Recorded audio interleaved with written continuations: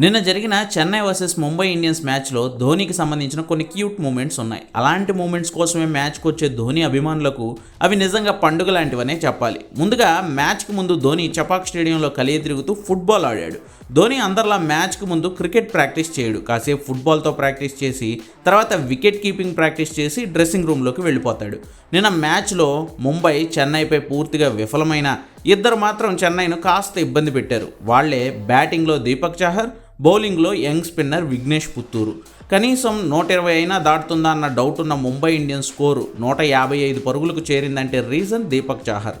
మొన్నటిదాకా సిఎస్కేలోనే ఉన్న దీపక్ చాహర్ ఈ సీజన్ నుంచి ముంబైకి ఆడుతున్నాడు. ఆడుతున్న ఫస్ట్ మ్యాచ్లోనే 15 బాల్స్లో 2 4లు 2 సిక్సర్లతో 28 పరుగులు చేసి ముంబైకి కాస్త గౌరవప్రదమైన స్కోర్ అందించాడు చెర్రీ. బౌలింగ్లోనూ రాహుల్ త్రిపాఠిని అవుట్ చేసి కాస్త వైల్డ్గా సెలబ్రేట్ చేసుకున్నాడు చాహర్.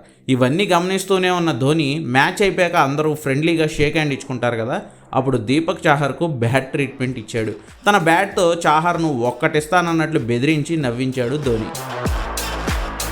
మరోవైపు సిఎస్కే చేజింగ్లో కాస్త టెన్షన్ పడేలా 3 వికెట్లు తీసి ముంబై బౌలర్లలో పర్వాలేదనిపించిన యంగ్ స్పిన్నర్ విఘ్నేష్ పుత్తూర్ను ధోని ప్రత్యేకంగా అభినందించాడు. మ్యాచ్ అయిపోయిన తర్వాత షేక్ హ్యాండ్ ఇవ్వడానికి వచ్చిన విఘ్నేష్ను భుజం మీద తడుతూ చాలా బాగా బౌలింగ్ చేసావు, కీప్ ఇట్ అప్ అంటూ అప్రిషియేట్ చేశాడు ధోని.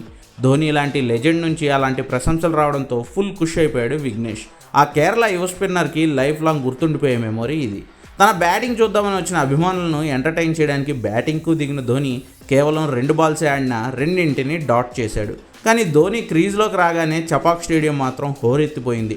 122 డెసిబల్స్గా సౌండ్ మీటర్లో ధోని కోసం ఫ్యాన్స్ అరిచిన అరుపులు రికార్డ్ అయ్యాయి. సో అది ధోని అంటే, అవి ధోని ఫ్యాన్స్కి అందించే క్యూట్ మూమెంట్స్ అంటే.